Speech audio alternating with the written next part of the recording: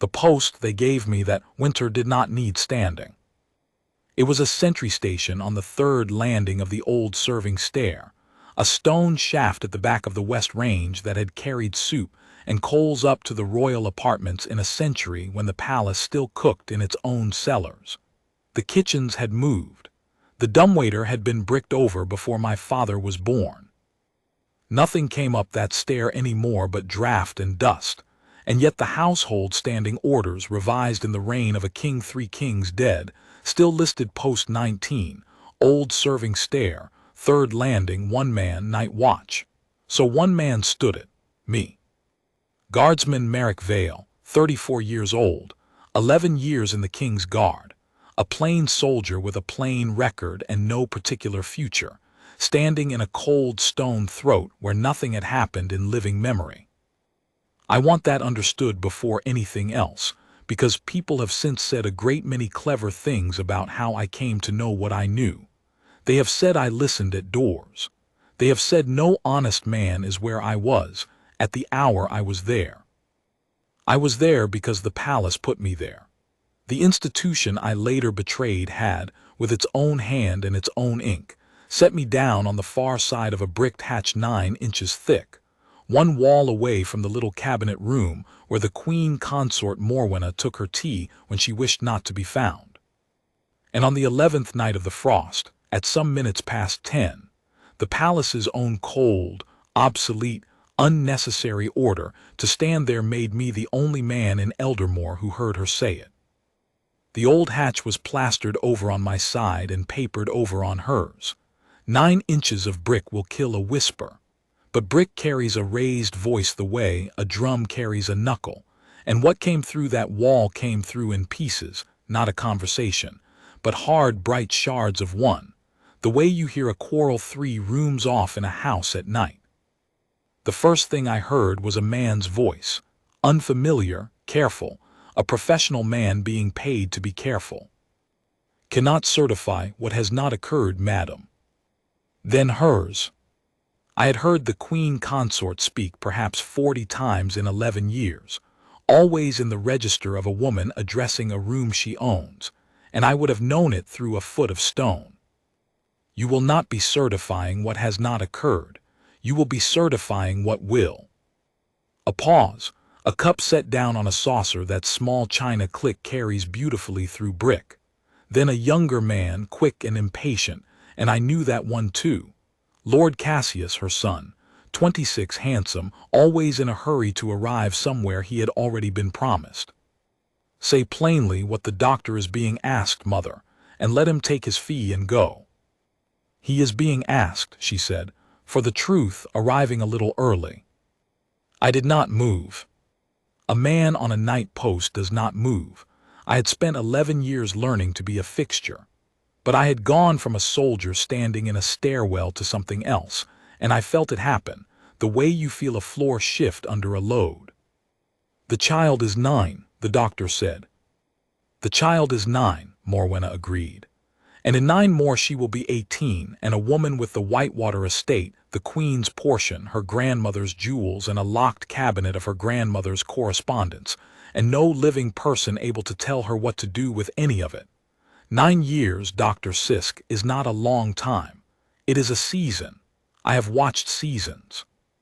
Madam, do not madam me across my own table.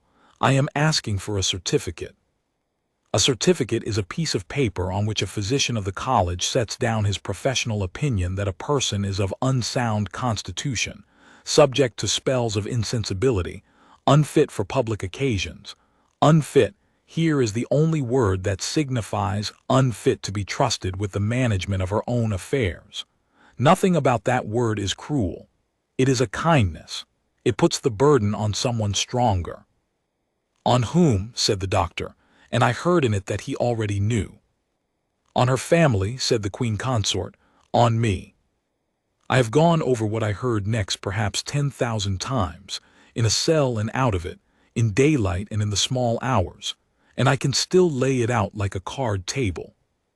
They wanted 3 things, and they wanted them in order. They wanted a record, a small history of incidents, gathered over a few weeks, entered in the household book by respectable hands. A fall on the stair that no one quite saw, a broken heirloom the girl could not remember breaking, a letter in her own hand that she would swear she had never written. Night wandering, a vacancy, a blankness.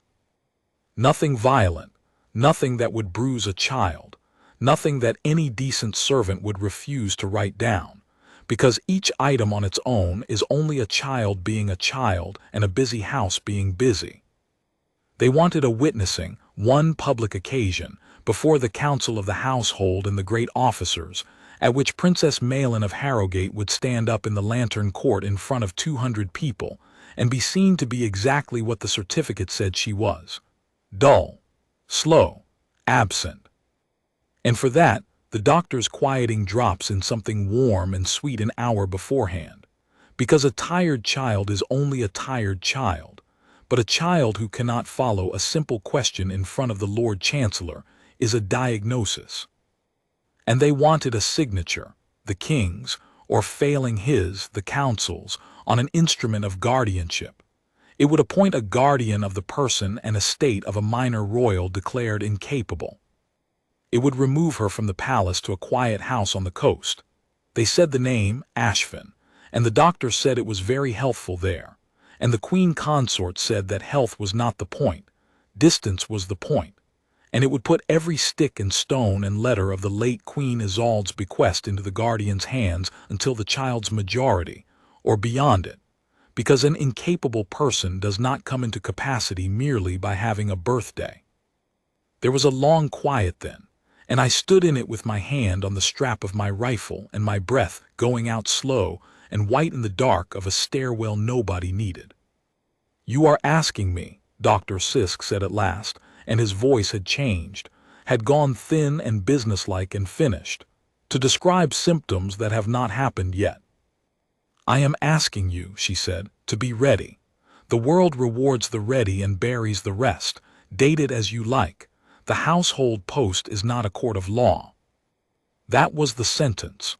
Of everything I heard through that wall, and I have heard it in my sleep for 20 years, that is the sentence that hanged them, and neither of them knew it as they said it, and I did not know it either. Date it as you like.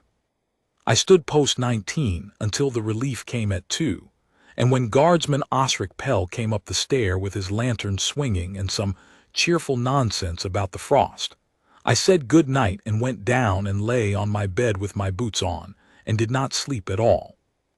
Let me tell you about the girl, because everything that follows is worth nothing if you do not know what was in the room they were emptying.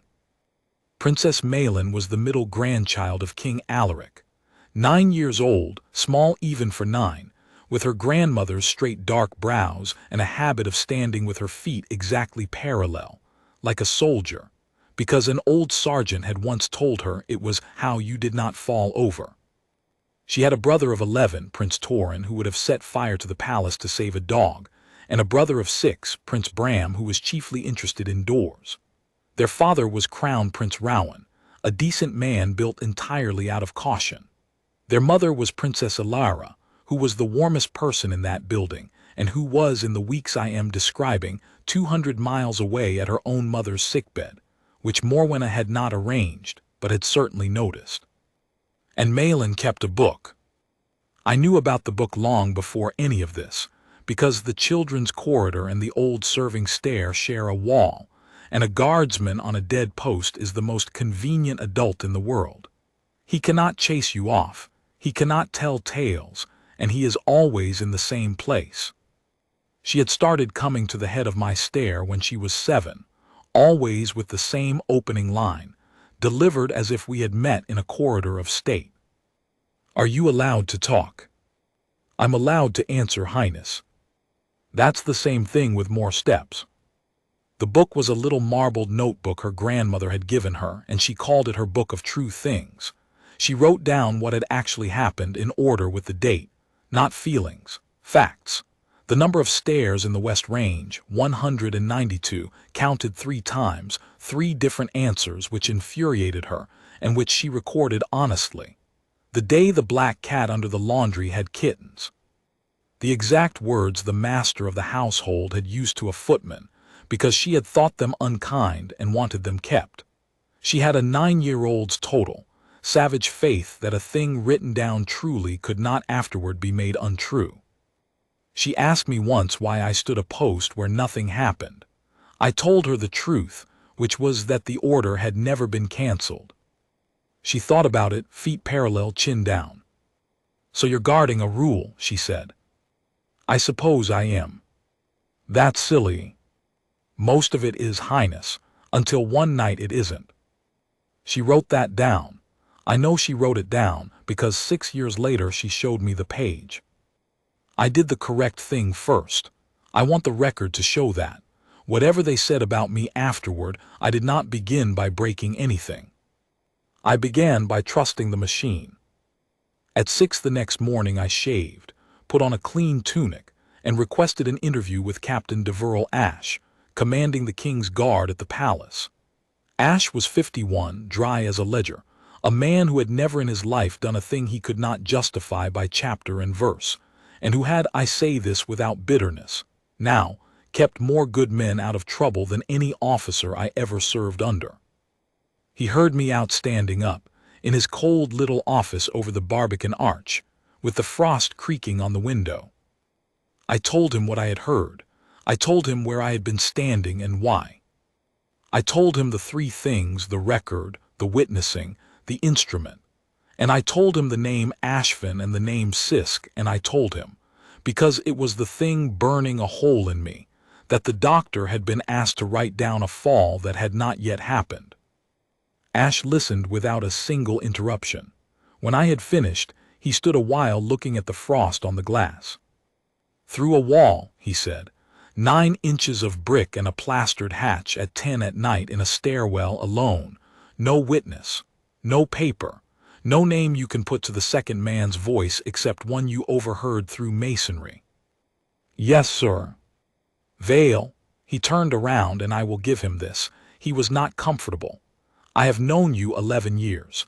I have never known you to invent so much as an excuse for a late boot. If you tell me you heard it, I believe you heard something." "Sir." "Let me finish, because you are about to do something stupid and I would like to be the man who stopped you. What you have is a report of words, against the Queen Consort of Eldermore and a physician of the college. What is your evidence? Your ears. And the first question in any room where you say this aloud will not be whether it is true. It will be whether you are the sort of man who would say it." "Then let it be asked, sir." "It will be answered," he said, "for you by people you have never met." He sat down. He took a pen and he wrote, and I stood there with my heart going like a drum, because I thought, God forgive me, I actually thought, that this was the moment the machine turned over and began to work. "I am recording your report," he said. "Verbatim, dated, signed by me as receiving officer. That is not nothing, Vale. It is the only thing that will ever be worth anything to you, so watch me do it. And then I am doing what the standing orders require me to do with an allegation against a member of the royal household. I am forwarding it to the master of the household." I stared at him. "Lord Hexam," I said. "Lord Hexam Brant, yes." "Sir, Lord Hexam dines at her table 4 nights in 7. Ashe put the pen down very carefully and looked at me, and for 1 second, I saw something behind the ledger. "I know exactly whose table he dines at," he said. "And I am going to send it to him anyway because that is the order, and because the day a captain of the guard begins deciding which of his superiors are honest is the day this building stops being a palace and starts being a faction. You want me to skip him and go to the king? I will not. Not on a wall and a voice. Give me one hard thing, 1 date, 1 page, 1 signature, 1 bottle, and I will walk it to His Majesty myself at 2 in the morning. And until then," said Captain Deverell Ashe, "you will go and stand your post." I did. That is the part nobody believes. I went down the Barbican stair and I drew my rifle and I stood post 19 that night and the next, in a cold stone shaft with nothing in it, guarding a rule. while 3 floors above me, a 9-year-old girl slept with a marbled notebook under her pillow, and a household began, quietly and in a good clear hand, to write her out of the world. 6 days later, Princess Maelin fell on the stairs. She did not fall on the stairs. I know she did not fall on the stairs, because I was standing at the bottom of them. It was the West Range, the long flight down from the children's corridor to the schoolroom landing, and I had been moved to the day watch at its foot for a week, while the usual man nursed a cracked rib. At 9:15 in the morning, Princess Maelin came down those stairs at the speed of a 9-year-old who has been told twice to hurry, with her satchel banging her hip and Prince Bram thundering behind her, and she did not fall or trip or stumble or catch the rail or cry out or go pale or stop. She went past me.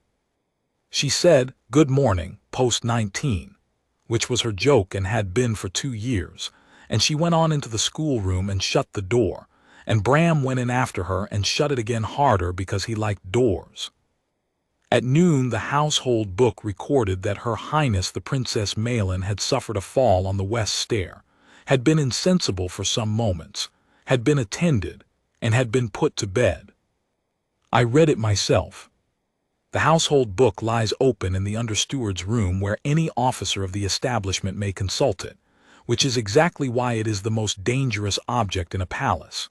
It was written in the neat, unhurried hand of Mistress Holland, one of the nursery women, a decent, frightened, unimaginative woman who was afterward asked, under oath, whether she had seen the fall, and who answered, "I was told of it, my lord," and burst into tears. Underneath, in another hand, a note, "Dr. H. Sisk attended, certificate to follow." I stood in the understeward's room with my gloves in my fist, and I understood all at once and completely that I was not fighting a plot. A plot is a thing you can catch. I was fighting paperwork. Paperwork does not need to be true. It only needs to be filed. I went to see the girl. I had no business doing it, and I did it. She was sitting up in bed at the far end of the nursery with her arms folded, and an expression I had never seen on any 9-year-old and have seldom seen on a grown man.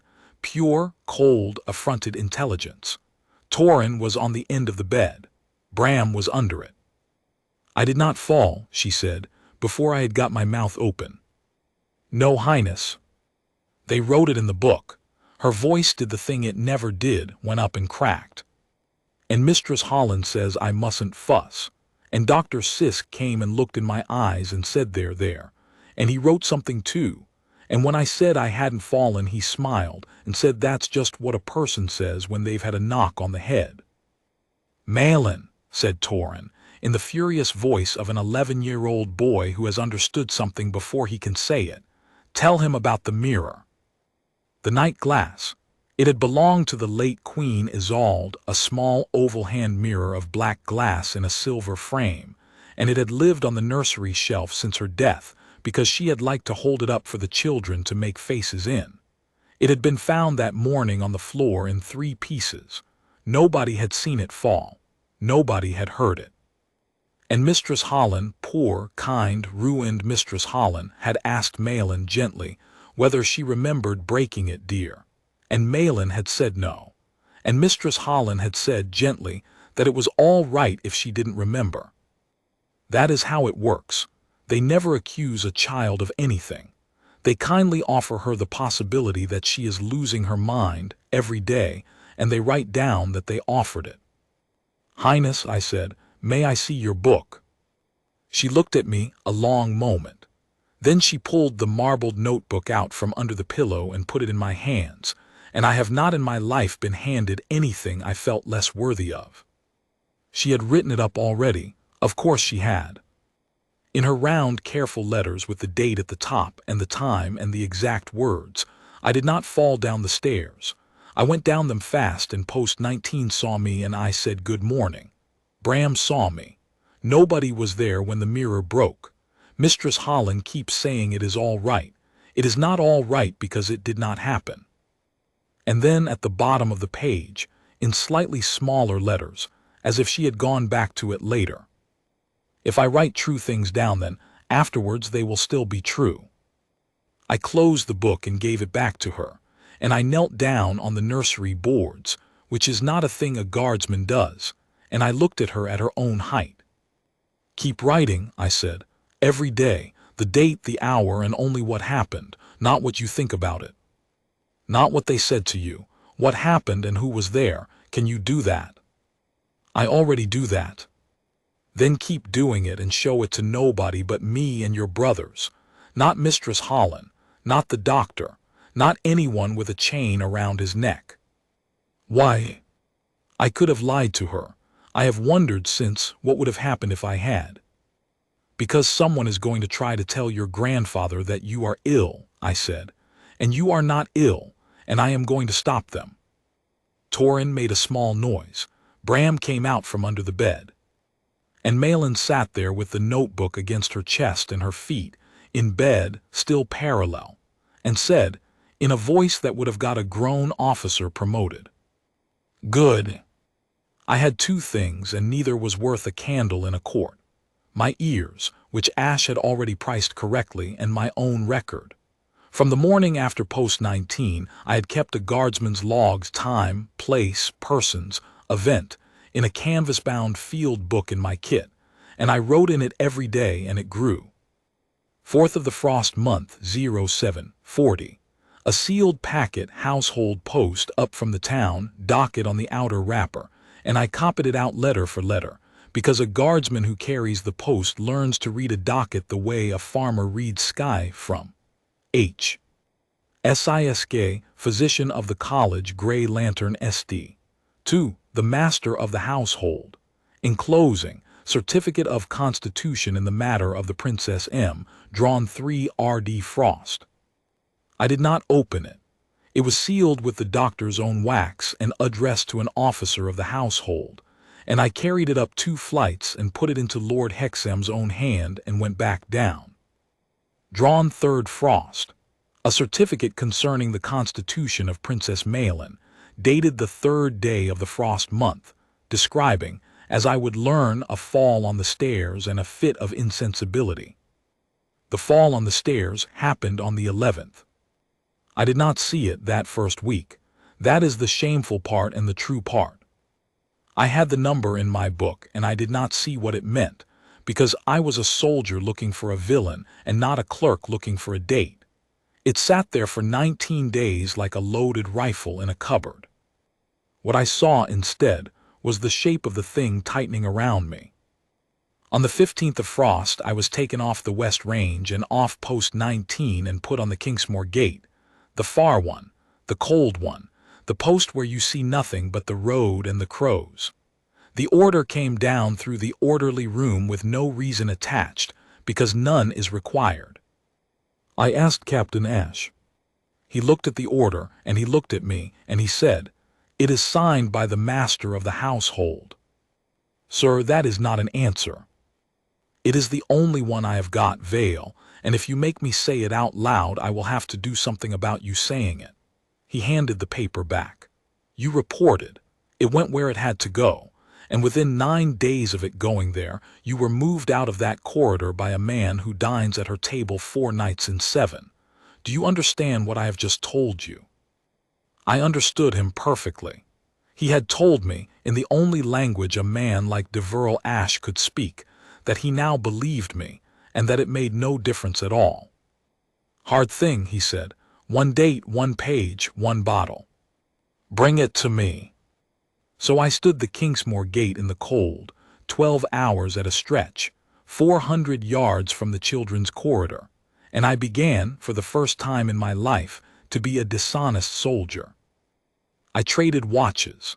I bought an hour here and an hour there with favors, and with money I did not have. I made friends with a man I did not like, Under Steward Prile, who kept the household book, who had a weakness for a particular brandy and a grievance about his pension, and who told me over 3 evenings more about the internal post of that palace than any officer of the guard has ever known. And I made a friend I did not deserve, which was Osric Pell. Osric was 26, my post-partner of 4 years, the best natural soldier of his intake, and he wanted God how he wanted to be a sergeant. He had a mother in a bad cottage and a sister to keep. When I told him what I had heard, he went white, and then he did what a frightened, ambitious young man does. He tried to make it smaller. Voices through a wall, a stairwell, the dark. And when I would not let him make it smaller, he said the true thing, which was that I was asking him to throw away everything he had on my ears. I told him I was not asking. I was only telling him what it would cost. He did not speak to me for 11 days. The second incident came on the 22nd of Frost, and it was the letter.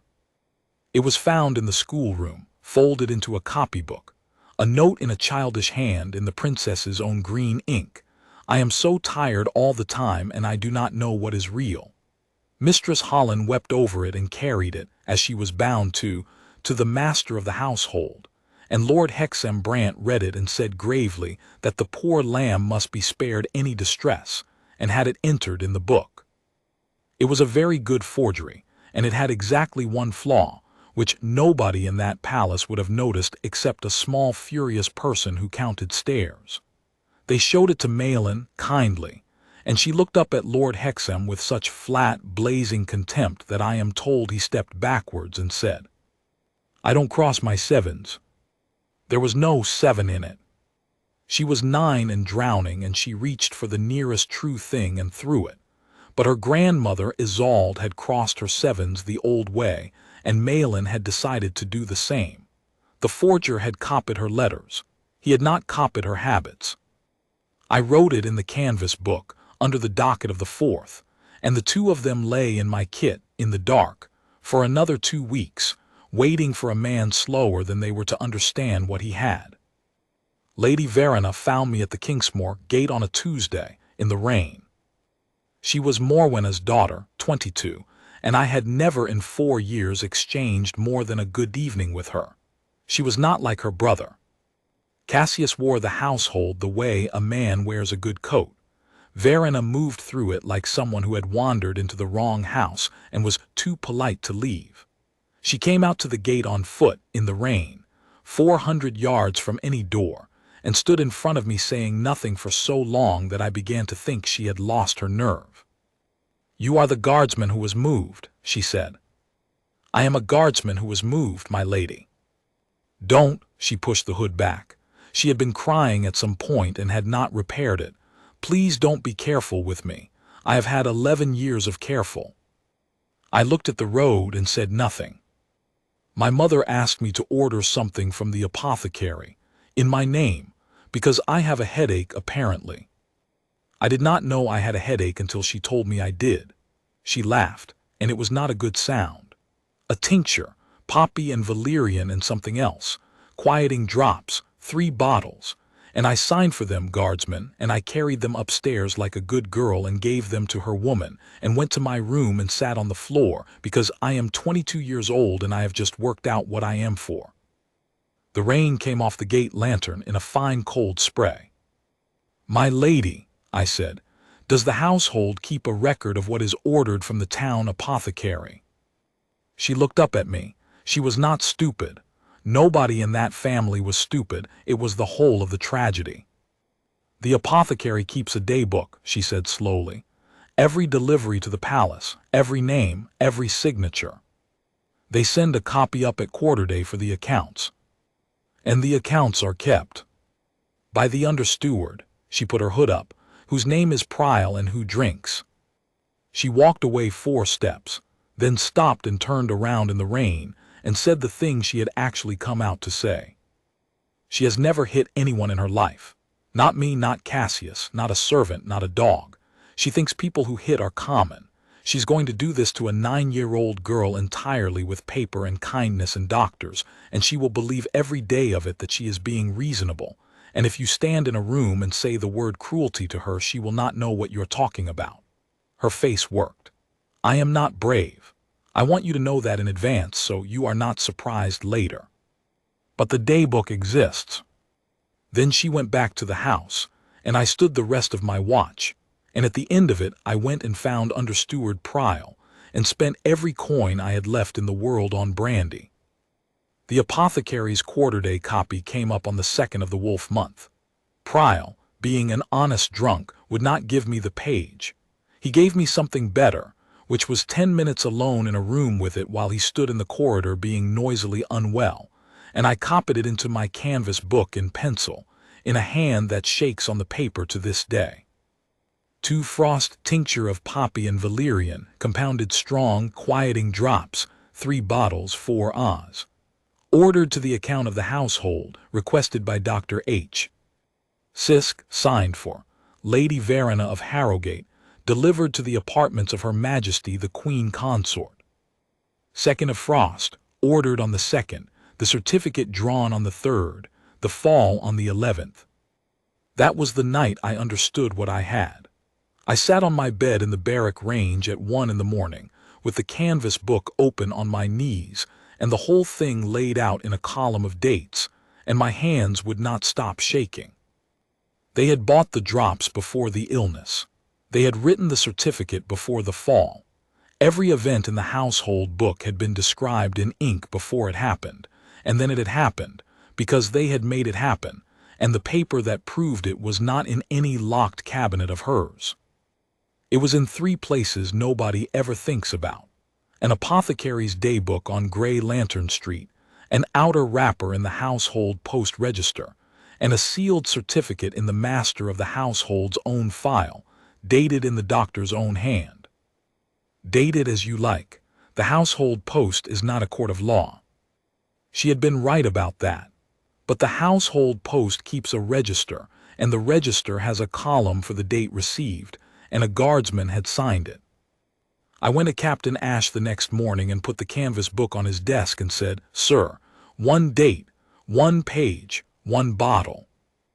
And that was the morning the king left for the northern progress. King Alaric rode out through the Kingsmore Gate on the 4th of the wolf month with 60 horse and the progress banner, bound for the harbor towns and the northern shipyards. 12 days out, 12 days back, 24 days in all, and every man in that courtyard cheering. He was 71, and he was grieving still for Isolde in the way that quiet men grieve, which is by working, and he had not looked closely at his own house in 3 years. I was on the gate. He passed within a yard of me. I could have spoken. I have thought about that more than I have thought about the cell. I did not speak, because a guardsman does not address the king on the road, and because I had made a decision an hour earlier that I believed was the right one, and that decision was to give the machine one more chance. Ash read my canvas book cover to cover twice, standing up, and when he closed it he was a different color. "This is the hard thing, Vale." He put his hand flat on it. "The order of the dates, that is not a voice through a wall, that is arithmetic." He stared out at the courtyard filling with horses. "The king rides in 1 hour. I cannot stop a progress with this. I cannot walk out there and hold up a guardsman's field book in front of 60 mounted men and the Lord Chancellor and say, 'Majesty, your wife.' It would be over before I finished the sentence, and you would be in a cell by noon and the book in a fire by supper. Then what, sir? Then the Crown Prince. He remains. He is the child's father and the only man in this building who outranks the master of the household and cannot be dismissed by him, and he is fair. He handed me back the book. Take it to him yourself, because it is your handwriting and your oath, and he will want to look at the man who wrote it. I will get you the audience. And Vale," he held on to the book a second longer than he needed to, "make copies, tonight. Keep 1 out of this building." That was Deverell Ash. He had spent 30 years being the most correct man alive, and when it finally mattered, he gave me exactly the right order, and it was still, in the end, the wrong one, and I have never once blamed him for it. I made 3 copies. One I sewed into the lining of my greatcoat. One I gave, sealed, to a woman named Aggie Vale, who kept a public house 11 miles down the Kingsmore Road, and who was my father's sister, with instructions that if she did not hear from me by the 20th of the wolf month, she was to put it into the hand of the nearest magistrate and then leave town for a week. The 3rd I kept in my kit, which was the stupidest thing I have ever done, and also, I have come to think, the only thing that saved us. The 6th of the wolf month, the king 2 days north, and that evening at 8, I did the thing I have never been able to make any court or board or officer of the establishment understand. Mistress Holland carried a cup of warm milk and honey up the children's corridor for Princess Maelin, as she had every night of that child's life. And I, who was supposed to be at the Kingsmore gate, and who had traded away 3 watches and a month's pay to be standing in the old serving stair instead, stepped out at the head of post 19 and asked her to let me look at it. She was terrified of me. I was a large man in a red tunic in a dark stairwell, and I was by then spoken of in the servants' hall as a guardsman who had gone strange. It's only her milk," she said. "Mistress Holland." "Who gave it to you?" "Her Majesty's woman brought it down to the nursery kitchen already made, and said Her Majesty had made it herself, as a asterisk kindness asterisk, because the poor lamb sleeps so badly." "Does she sleep badly?" Mistress Holland stood in that cold stairwell with a cup in her hands and her mouth open, and I watched a decent woman arrive, 4 weeks late, at a question she had been avoiding. "No," she said. "No, she sleeps like a stone, she always has." I took the cup and smelled it. Milk and honey, and under it, faint and grassy and unmistakable to any soldier who has been in a field hospital, the green bitter ghost of valerian. I poured it into the drain at the foot of the stair. I gave her back the empty cup and told her to go up and say she had spilled it, and to make another with her own hands from the nursery jug, and that if anybody ever again handed her something already made for that child, she was to bring it to me, or to Captain Ash, or to the Crown Prince, and to nobody else in the world. And Mistress Holland, who was not clever and not brave, and whom I have thanked at every anniversary of that night since, said, "Yes." That was the first one. There were 2 more in the following week. I got both. I got them because I was standing in a stairwell I had no orders to be in, on watches I had no right to, in a uniform I was already, in every sense that matters, no longer entitled to wear. Somebody was going to notice. Somebody did. On the 9th of the wolf month, Lord Cassius came down to the Kingsmore gate with 2 men of the household behind him. He did not shout. He was not that sort. He stood in front of me with his hands behind his back and looked me over, boots to bearskin, the way you look at a horse you have decided not to buy. "Vale," he said, "Merrick Vale. Your father stood at the north door for 31 years, they tell me, and never once left his post, whereas you appear to be everywhere, the west stair, the under-steward's room, the nursery kitchen, the old serving stair at hours when you are, according to the orderly book, 400 yards away in the rain." He let that sit. "I could have you arrested this afternoon for the watch trading alone, 12 counts. Reduction to the ranks, forfeiture of pay, discharge without character, no pension, no lodging, no reference. 34 years old, no trade, a mother in the almshouse, I looked it up, and a name half the regiment will spit after. And that is if I am asterisk kind asterisk." He dropped his voice, and this is the only time in the whole business that any of them said a straight word to me. "You heard something through a wall in the dark, and you have built a great deal on it, and now you are in too far to climb out, and you are frightened, and you should be. So let me offer you the one thing nobody else in this house will, a door, put in for a transfer. The garrison at Sallow Reach, the coast, good air, a sergeant's berth inside a year. I will sign it this afternoon. You keep your pension, your character, your father's name, and the household will get on with its business, which is not and never has been any part of yours." He looked at me almost with sympathy. "You are a good soldier standing in the wrong century. Take the door, Vale." The wind came off the moor and knocked the gate lantern about on its bracket. I thought about it. I want to say that plainly, because men who tell these stories afterward always leave it out. I stood in the cold with the rain starting and thought about my mother in her 2 rooms, and a sergeant's berth on the coast, and the fact that I was one man with a canvas notebook against the whole architecture of a kingdom, and that if I was wrong, if I had misheard, if the doctor's date was a clerk's error, if the milk was only milk, I would have destroyed my life for a noise through a wall. And then I thought about a 9-year-old girl sitting up in bed with her arms folded saying, "I did not fall," and about how she wrote things down because she believed that written down things stayed true. "No, my lord," I said. Cassius's face did not change at all. That was the frightening part. He simply nodded, as if I had confirmed a small administrative detail, and turned and said over his shoulder, in the voice of a man ordering a window shut, "Very well, then we shall have to be careful of her." "Not of you. Of her." I stood the rest of that watch with my heart going like a hammer on an anvil, and at the end of it, I went to find the Crown Prince. Captain Ash got me 20 minutes in the green study on the morning of the 11th of the Wolf month, and for about 11 of those 20 minutes I believed I had won. Crown Prince Rowan was 38 and looked older. He had his mother's brows, the same straight dark line I saw every day above a 9-year-old's furious face, and the particular exhaustion of a man who has spent his whole life being told to be careful and has become very good at it. His wife was 200 miles away nursing her mother. His father was 200 miles north counting shipyards. He listened for 11 minutes without moving, with my canvas book open on the desk in front of him, and his finger going slowly down the column of dates. 2nd of frost, the drops are ordered. 3rd of frost, the certificate is drawn. 4th of frost, you carry it up from the gate and copy the docket. He looked up. 11th of frost, my daughter falls down a staircase you were standing at the bottom of. She did not fall, sir. No, he said it very quietly. No, she did not.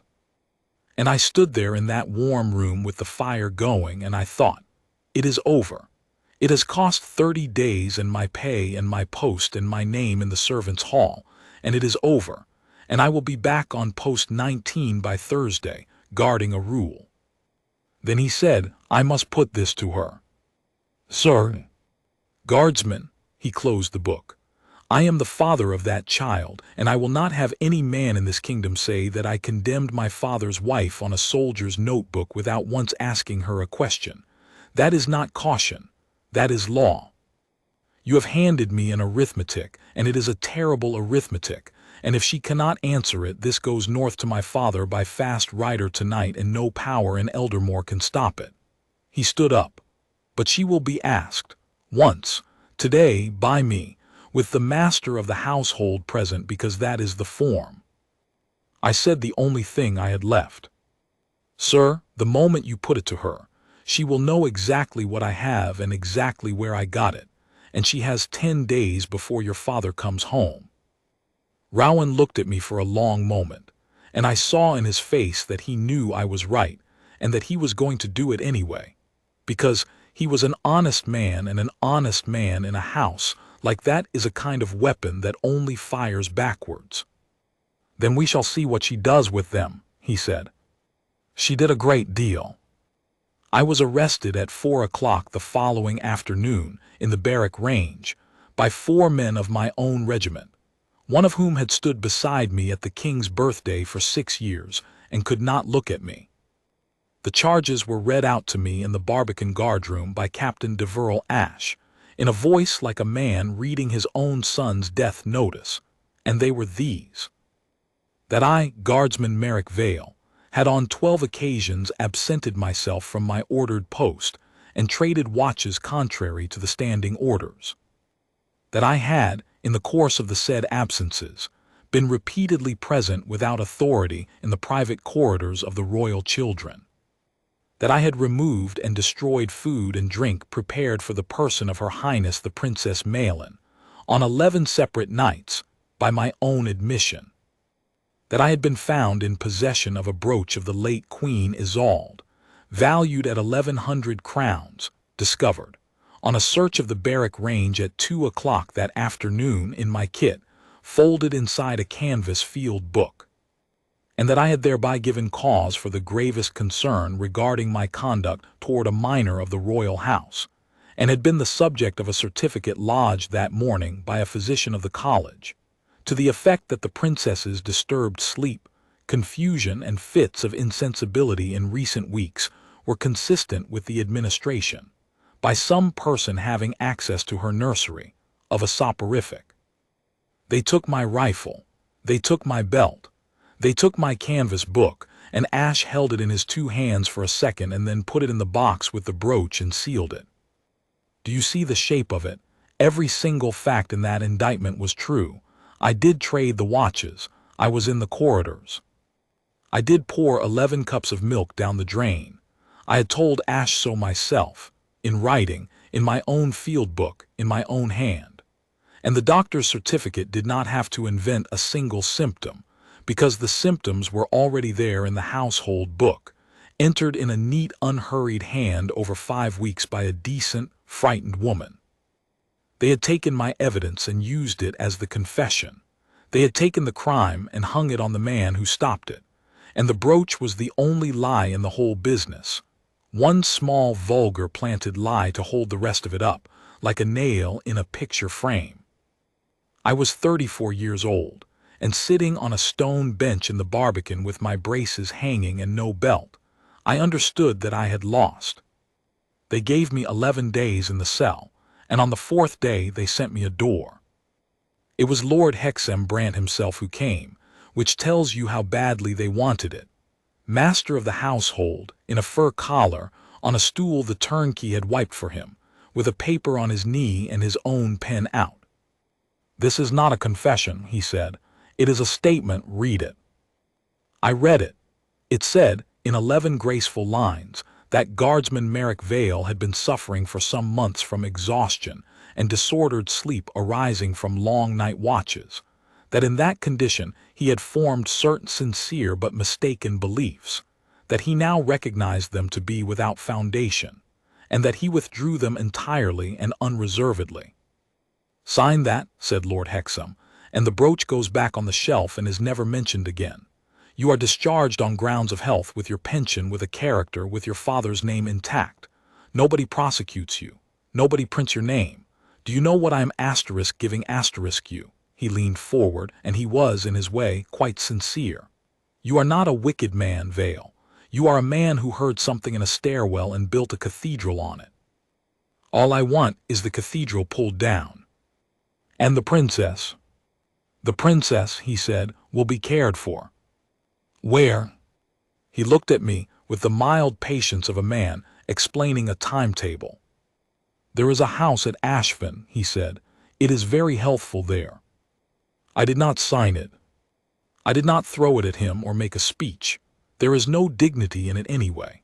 I folded it in half and handed it back and said, "No, my lord." And he sighed the way a man sighs at a stubborn horse and knocked the dust off his coat and went away, and the door shut. And that was the end of the only chance I ever had of getting my life back.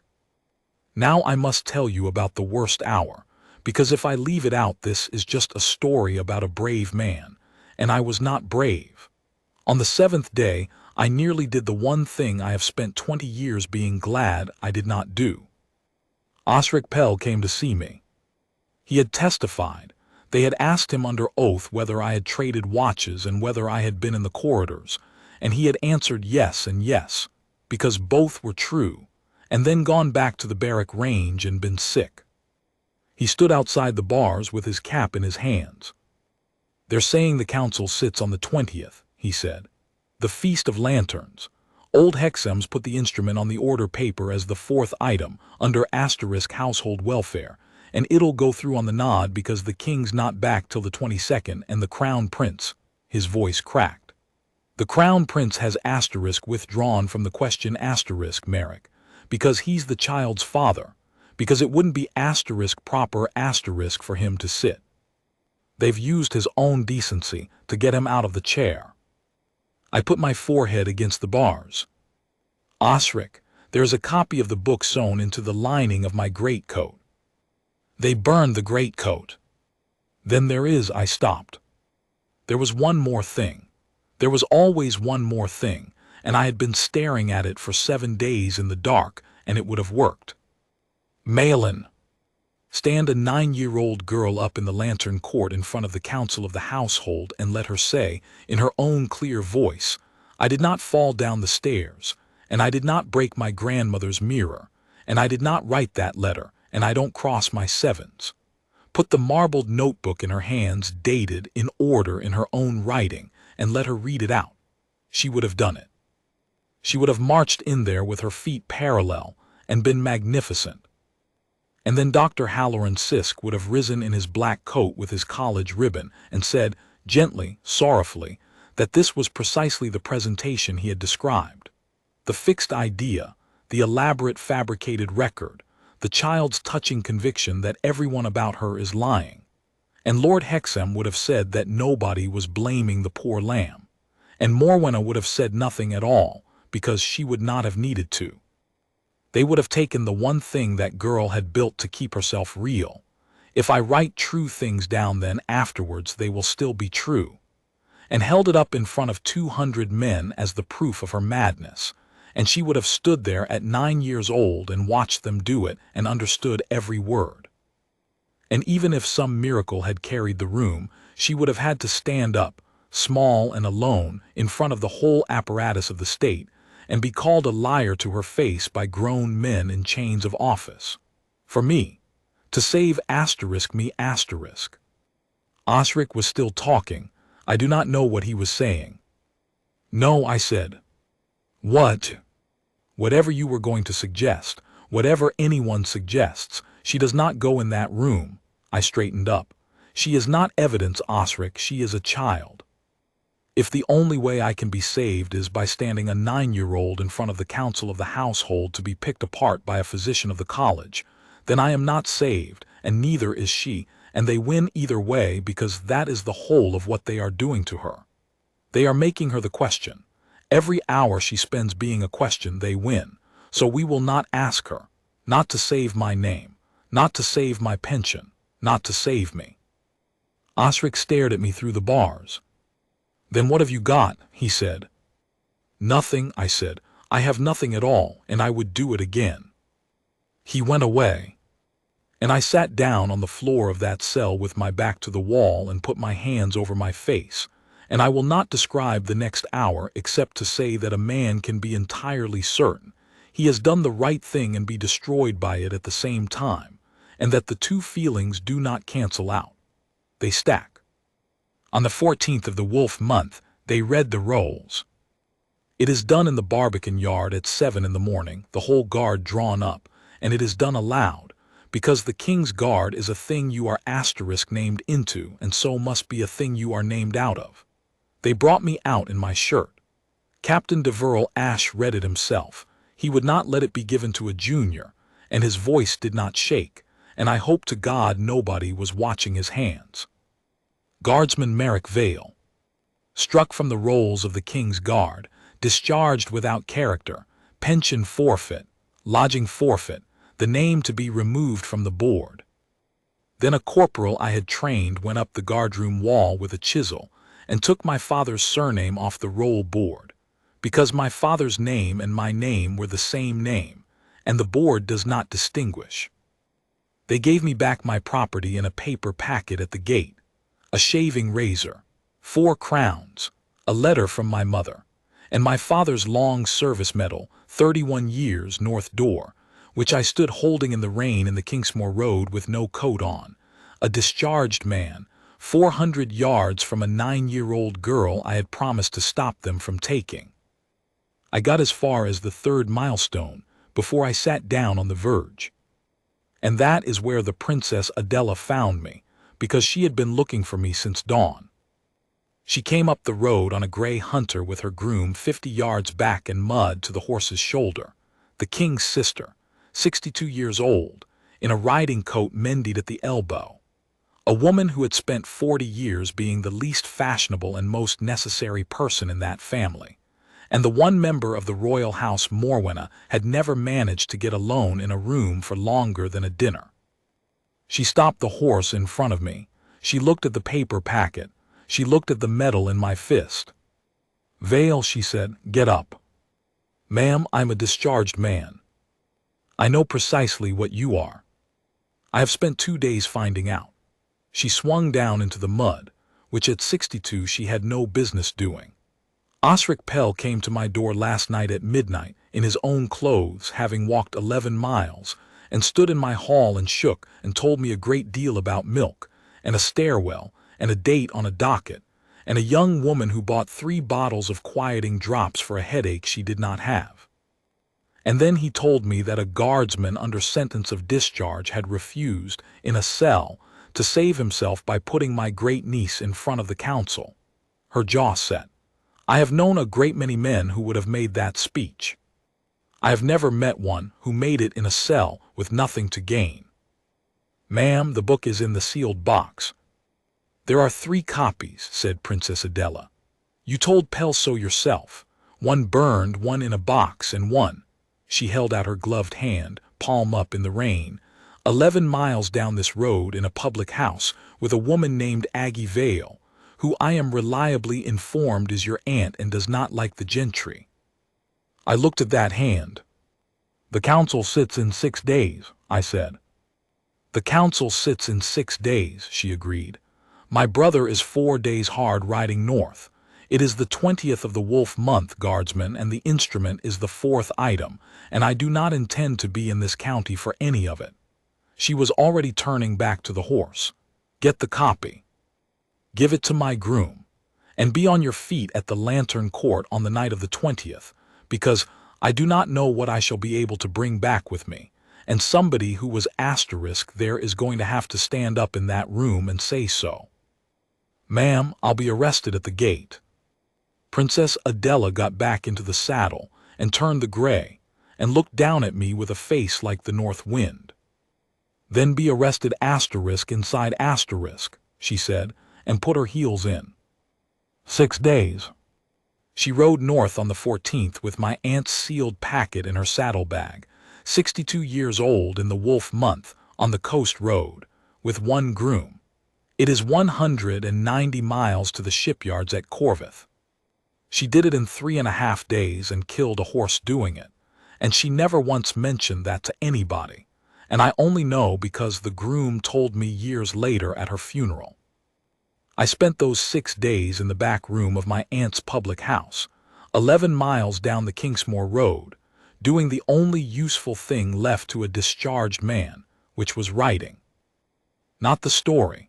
Nobody wanted the story. I wrote 1 single sheet in a fair, clean hand on good paper, a table, 4 columns, the date, the event, the document, and where the document could be found.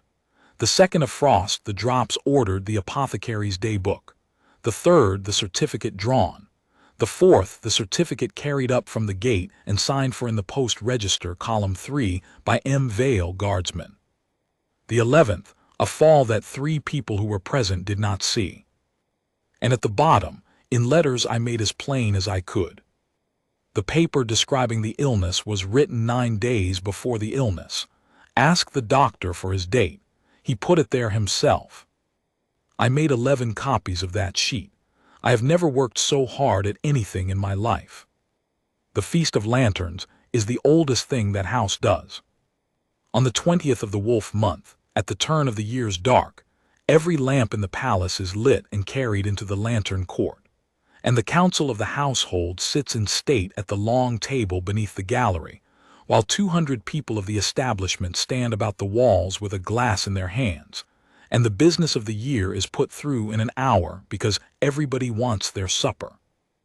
It is half a council and half a party, and that is precisely why Lord Hexam Brant had put the Instrument of Guardianship on it. Nothing dies quieter than the 4th item on a feast night order paper. The children are brought in for the lighting. That is the tradition. The youngest of the house carries the first lamp up the length of the court and gives it to the eldest officer present, and then they are taken away to bed, and the grown men get on with it. Princess Maelin was to carry the lamp, and an hour before in the nursery, a cup of warm milk and honey made, as a kindness, by the Queen Consort's own hand.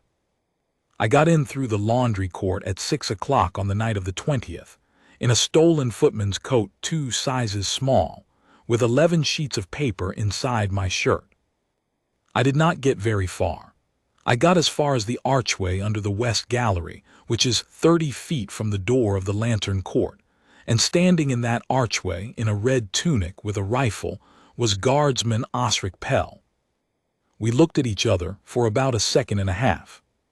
Then he shifted his feet exactly 6 inches to the left and looked very hard at the opposite wall and said to nobody in the flat voice of a man calling a watch, "Nothing to report." I have never thanked him properly. There is no way to do it. The lantern court at 7 o'clock, 400 candles, the long table, the council in their chains, the gallery full, 200 people in good coats with a glass in their hands and the smell of hot wax and wet wool. Lord Hexam bran in the chair, because the crown prince had withdrawn from the question, being the child's father, being an honest man. Dr. Halloran Sisk at the table's foot with his black bag and his college ribbon. Lord Cassius against a pillar with his arms folded. Lady Verena beside him, very white. And at the head of the table, standing, because the king was away and somebody must be first, the Queen Consort Morwenna in gray and pearls, immaculate, gracious, greeting the Lord Chancellor by the name of his dead wife's dog. I came in behind a footman with a tray and stopped just inside the door. The doors at the far end opened and the children came in. Torrin first in his good coat, holding his brother's hand and looking about that court like a boy looking for a fight. Bram 6, delighted with everything. And behind them Princess Maelin of Harrowgate, 9 years old, in white, carrying the lamp in both hands. She was walking too slowly. She was walking with enormous care, the way you walk on ice, her chin up and her feet parallel and her eyes with a glassy fixed shine on them that I had seen once before in my life, on a young soldier given too much of a field surgeon's draft and trying, with tremendous courage, to stand up and be inspected. They had got a cup into her. Somewhere in that hour, past me, past Holland, past everything, they had got one in. And she was still walking. She had the lamp in both hands, and she was going up the middle of the lantern court in front of 200 people, and she was asterisk fighting it. I could see a 9-year-old girl going down and hauling herself back up inside her own head, and she got 12 feet, and stopped, and swayed, and the whole court went very quiet in the way a room does when something is about to be seen. Dr. Sisk rose, unhurried, with an expression of the deepest professional sorrow. "Gentlemen, if I may, this is what I have described." And Lord Hexam said, "The poor child." And Morwenna said nothing at all, because she did not need to. She simply put out one hand gently toward the girl in front of 200 witnesses, and let them all watch her be kind. I came up the middle of that court in a stolen coat 2 sizes small. I did not shout. I have been told since that I said something ringing. I did not. I walked up the lantern court between the tables and took the lamp out of Princess Maelin's hands before she dropped it, and put my other arm under her and set her down on the step of the dais with her back against the stone and said, "Head down, Highness. Breathe. You're all right. Post 19 has got you."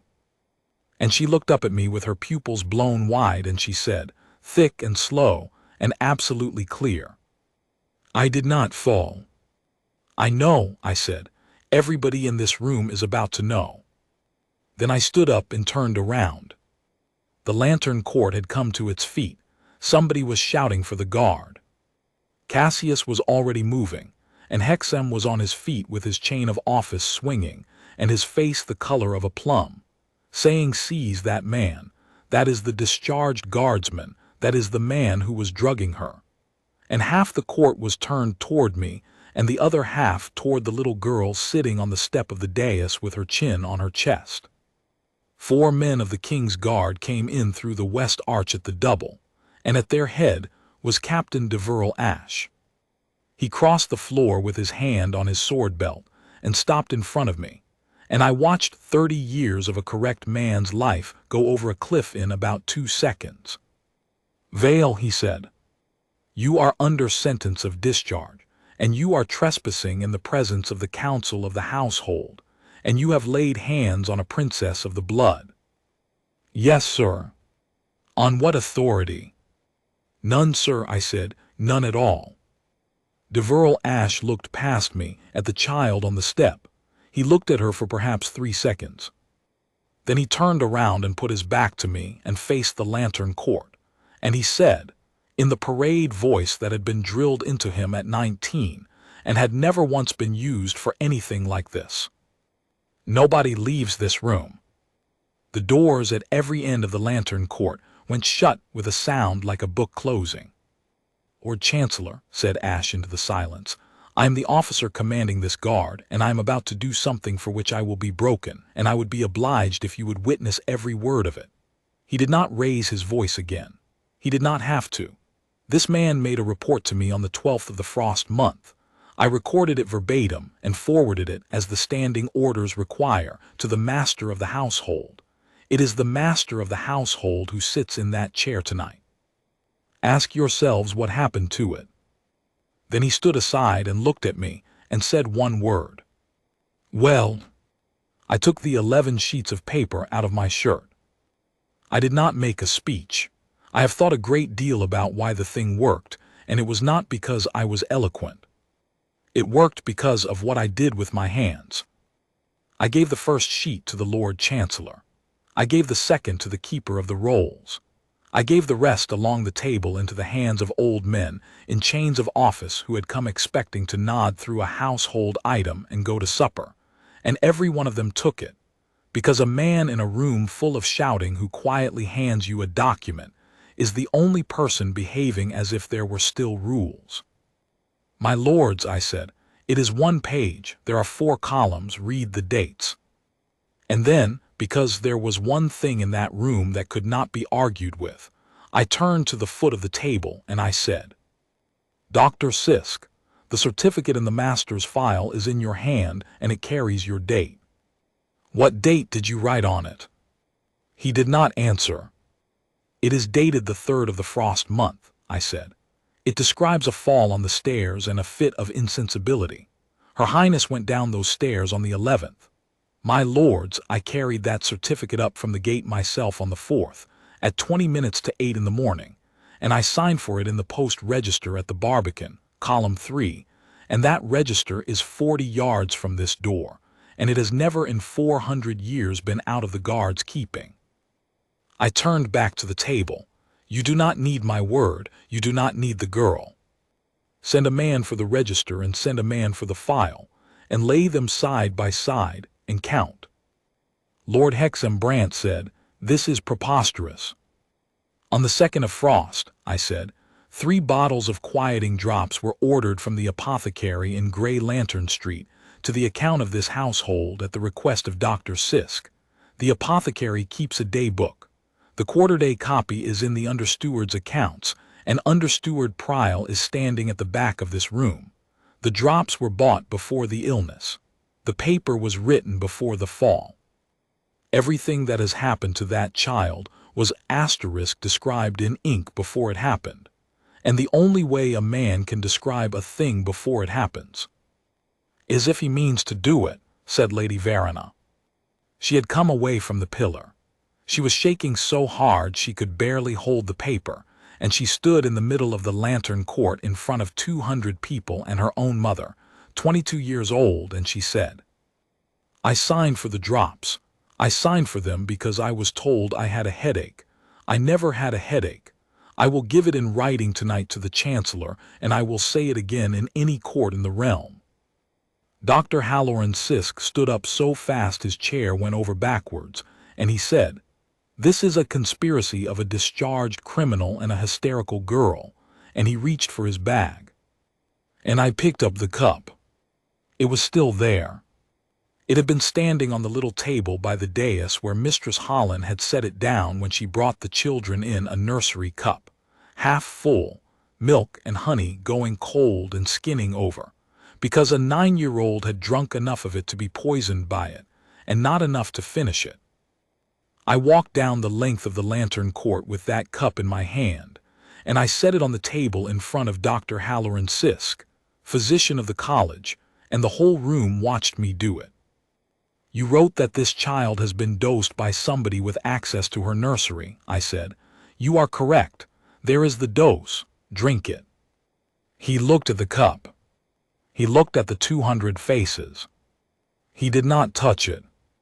And in that silence, in the exact middle of that silence, while 400 candles burned and 5 old men in chains of office read a single sheet of paper, and a physician of the college stood staring at a cup of milk, the great doors at the north end of the lantern court were flung open from the outside, hard enough to bang against the stone, and a voice that everybody in that room had known all their lives said, "Sit down, Hexam." King Alaric had ridden 190 miles in 3 days, and he was still in his cloak, and there was mud to his knees, and his sister was standing behind his shoulder with my aunt's sealed packet in her fist. The first thing he did was not look at the table. He came up the lantern court with his riding gloves still on, and 200 people got out of his way, and he went past the council and past the physician and past his wife without a glance at any of them, and he knelt down, 71 years old, in a wet cloak, in front of the whole establishment, on the step of the dais, in front of a 9-year-old girl with her chin on her chest. "Maelin," he said. She got her eyes open. It took her a while. "Grandpapa," she said very slowly, "I have to carry the lamp. It's the asterisk tradition." King Alaric put his hand on the back of her head, and I watched a man who had held a kingdom together for 40 years lose his composure entirely for about 4 seconds and get it back. Then he stood up and turned around, and he was not a grandfather anymore. What followed took 2 hours, and it was, from beginning to end, the dullest and most magnificent thing I have ever witnessed, because he did not shout and he did not accuse. He sent for documents. He sent a lieutenant of the guard for the post-register at the Barbican, and the keeper of the rolls for the file of the master of the household, and he made Lord Hexam Brant hand over the key to his own cabinet in front of the council. And when the certificate came up, it was carried the length of the lantern court on a salver and laid beside the register, and King Alaric put on his spectacles and read the date on the one and the date on the other, out loud, twice, in a voice you could have heard in the stable yard. 3rd of frost, received the 4th, the child fell on the 11th. He had the apothecary fetched out of his bed on Grey Lantern Street at 9 at night, and the old man stood in the middle of that shining court in a nightshirt and a greatcoat, terrified, and read out his own entry for the 2nd of the frost month in a voice like a rusty gate. 3 bottles, compounded strong, at the request of Dr. H. Sisk, delivered to the apartments of Her Majesty. He sent for Understeward Prial, who was sober and who wept. He sent for Mistress Holland, who came in shaking and told the truth, that she had never seen the fall, never seen the mirror break, and had entered them because she had been told of them. She sleeps like a stone, Majesty.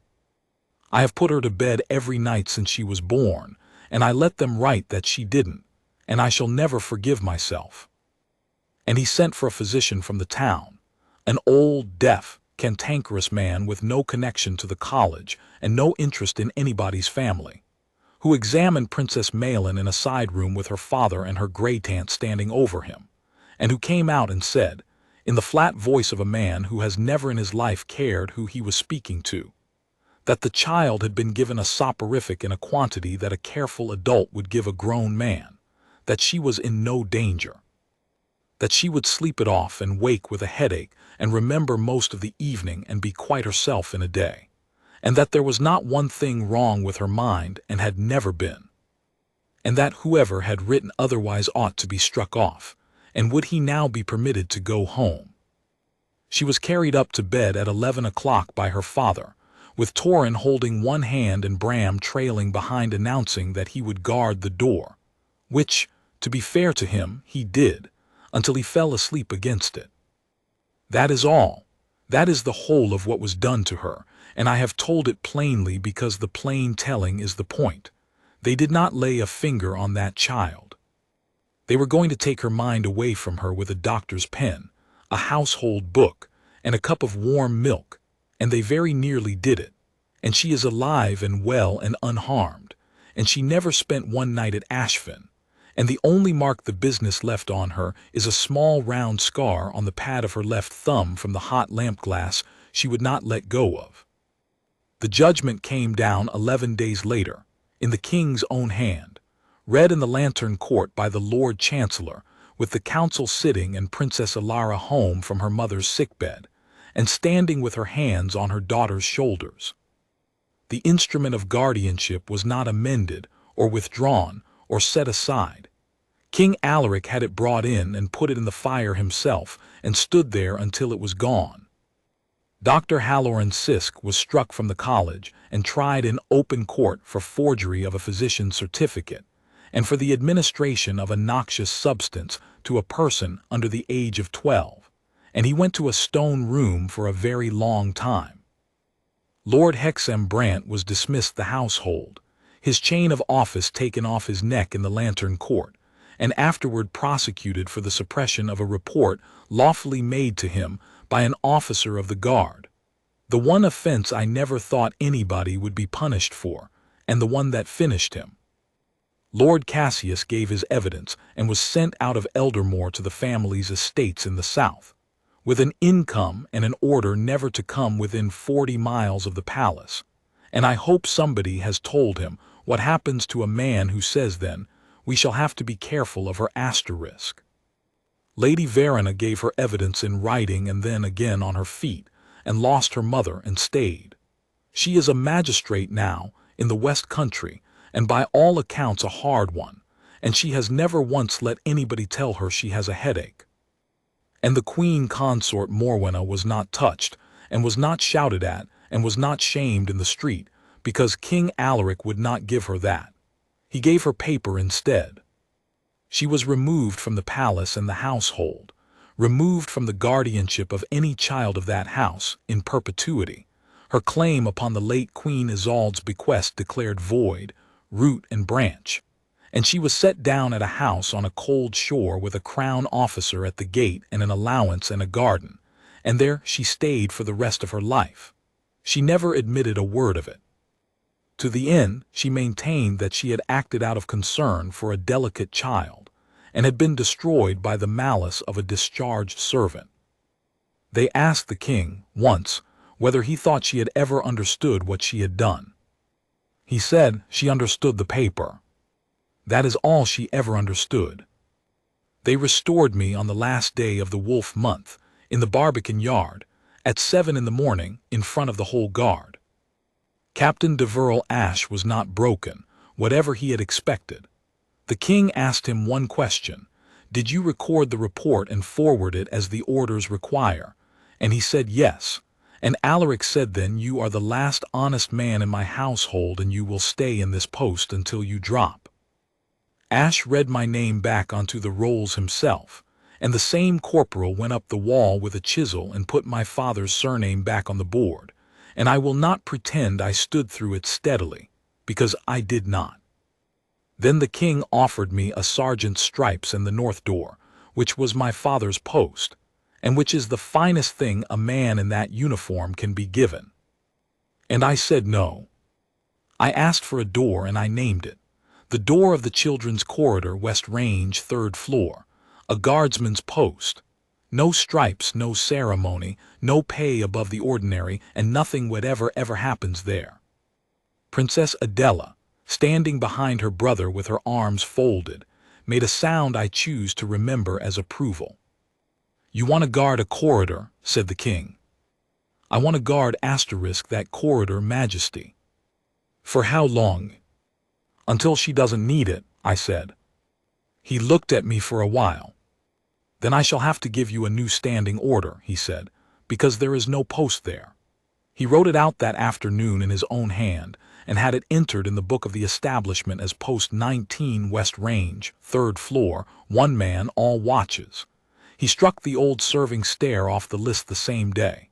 It was, he said, an absurd place to put a man, and no earthly good had ever come of it. I stood that corridor for 9 years. I was there when she was 10, and 11, and 13, and could not be spoken to, and 15, and could be spoken to only about horses. I was there for the year she would not sleep with the door shut, and for the year after it when she would. Torin went into the guard himself at 18, which enraged his father and delighted his grey-tan. He stands at the north door now, which is a joke he has never once acknowledged making. Bram became, of all things, an architect, and if you ask him why, he will tell you quite seriously that he likes doors.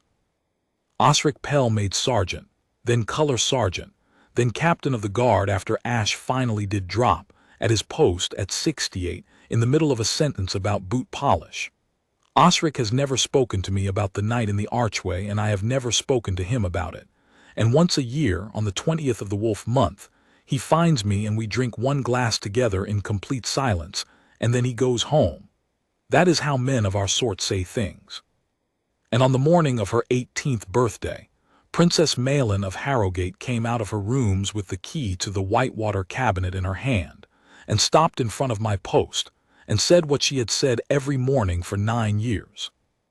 "Good morning, post 19. Good morning, Highness. Come with me, I don't want to open it alone."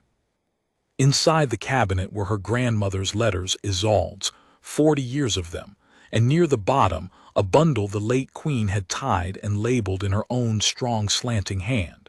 It is not my business what was in it, and I never asked. Maelin read it standing by the window for 20 minutes, then put it back and locked the cabinet and stood a while looking out at the courtyard. "She knew," she said at last. "Grandmama knew what that woman was. She wrote it all down." And then she laughed a little wetly. "Of course she did. Where do you think I got it from?" And she took the marbled notebook out of her coat. She still had it. She has it now. And she opened it to a page 9 years old and turned it round so I could read it. And there, it was in a 7-year-old's round, careful hand, dated in order, the way you record a fact. Post 19 says most rules are silly, until one night they aren't. I am 61 years old. I stood that corridor until she did not need it, and then I stood a gate, and now I do not stand anything at all. I sit mostly, and my knees are a disgrace, and once a month a young guardsman is sent to talk to me by an officer who thinks I am a lesson. They always ask the same thing. They ask how I knew. I did not know. That is the answer they hate. I did not know anything at any point until the very end. I had a voice through 9 inches of brick, a date on a docket, and the smell of valerian in a cup of milk, and every person whose job it was to be certain told me I was wrong. The captain who believed me could not help me. The prince who believed me could not act. The machine built to protect her was the instrument they used, and it worked perfectly, and it very nearly carried a 9-year-old girl out of her own house and locked the door behind her. And the only thing that stopped it was one obsolete, unnecessary, wrongly cited sentry post that put a stubborn man where he could hear. So they ask how I knew, and I tell them what I have told you. You will not know. You will stand somewhere cold, on an order that makes no sense, and hear something you were never meant to hear, and there will be nobody to confirm it and nothing to prove it, and every reason on this earth to sign the paper they hand you and go home with your pension and your father's name. And on that night, you will have to decide what you are actually guarding, the palace or the person inside it. They are not the same thing. They are almost never the same thing. I chose the child. It cost me my rank, my pension, my name, my father's name off a board, 11 days in a cell, and every friend I had except 2. And she is 52 years old this winter, and she sits on the Regency Council of Eldermore. And she has 3 children of her own who cannot get away with anything because she counts, and she still crosses her 7s. I would pay it again tomorrow. I would pay it twice.